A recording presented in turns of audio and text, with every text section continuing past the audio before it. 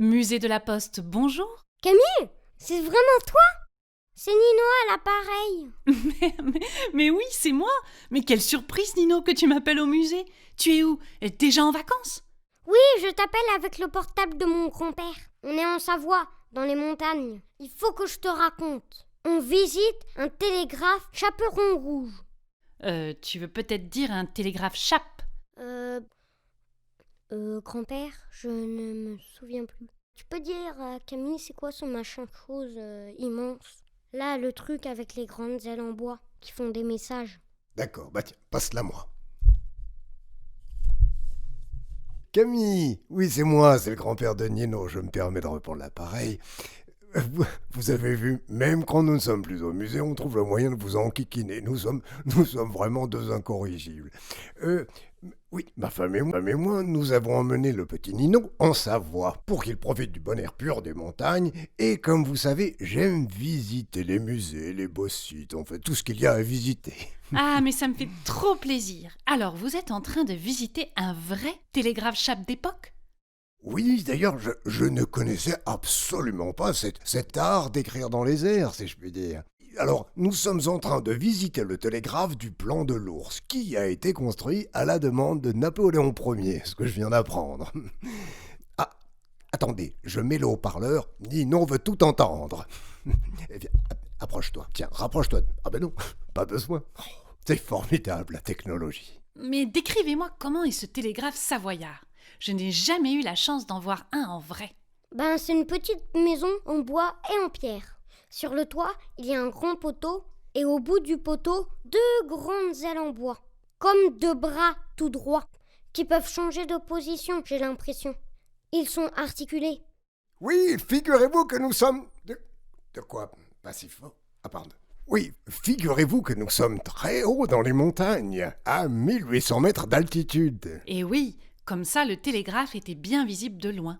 Camille, tu peux me dire comment ça marche? Eh bien, dans la petite maison en bois que tu m'as décrite, il y a à peu près 200 ans, il y avait un monsieur qui actionnait avec des manettes les grandes ailes en bois qui se trouvaient au-dessus de lui sur le toit de la maison, comme on actionne une grande marionnette. Et ainsi, les ailes prenaient des positions différentes, comme tu l'as si bien compris par toi-même. Il pouvait les faire bouger comme il voulait, grâce à ces manettes reliées. Par exemple, il pouvait les mettre toutes droites, ou une en bas et une autre en haut. Mais ça servait à quoi? C'était la danse des ailes en bois? Non, en fait, chaque position des ailes correspondait à un mot ou à un ensemble de mots, car il envoyait un message à une autre station. Par exemple, les deux ailes toutes droites voulaient dire ennemi. Une aile en bas et une aile en haut pouvaient vouloir dire partons d'ici. C'était souvent des messages militaires, et donc des messages secrets ou codés. Seuls ceux qui étaient dans les maisons, les stations, connaissaient le code. Tu comprends? Alors moi, si je vais dans la maison et que j'actionne les grandes ailes en bois et toi tu vas tout en haut sur le toit du musée, tu pourras voir mon message? Non, c'est un petit peu loin. Il faudrait d'autres stations entre toi et moi, d'autres maisons avec les grandes ailes en bois pour relayer, faire passer le message jusqu'à moi. À 15 km à peu près de ta station, il faudrait qu'il y ait une autre station, avec quelqu'un qui voit tes grandes ailes en bois et donc ton message. Une fois qu'il l'a bien vu, grâce à une longue vue, il le reproduit avec les ailes de sa station. Et un autre 15 km plus loin voit à son tour le message, le reproduit. Et ainsi de suite jusqu'à vous. Et vous, Camille, vous connaissez le code. Alors, vous pouvez traduire le message et le donner illico presto à Napoléon. Par exemple. Mais s'il y en a un qui se trompe, comme dans le jeu du téléphone, où on se dit un mot dans l'oreille, et l'autre le dit à l'oreille de l'autre, et l'autre à l'oreille de l'autre, et parfois il y en a un qui se trompe. Et ça, c'est trop drôle. Ah oui, c'est déjà arrivé. Je peux vous raconter cette anecdote. Ça vous permettra d'encore mieux comprendre comment marche ce moyen de communication optique et aérien. Une histoire de Camille par téléphone? Et au milieu des montagnes, ça c'est du luxe. Ah, les moyens de communication n'ont plus de limite. En effet. Alors, c'est une histoire extrêmement drôle, vous allez voir. Donc, nous sommes au tout début du 19e siècle, il y a à peu près 200 ans. L'empereur Napoléon Ier venait de gagner une grande bataille contre un pays ennemi. Il rentrait enfin par bateau en France dans le port de Marseille. Il voulait à tout prix et au plus vite annoncer à Paris la bonne nouvelle de sa victoire et aussi qu'il arrivait très bientôt à la capitale.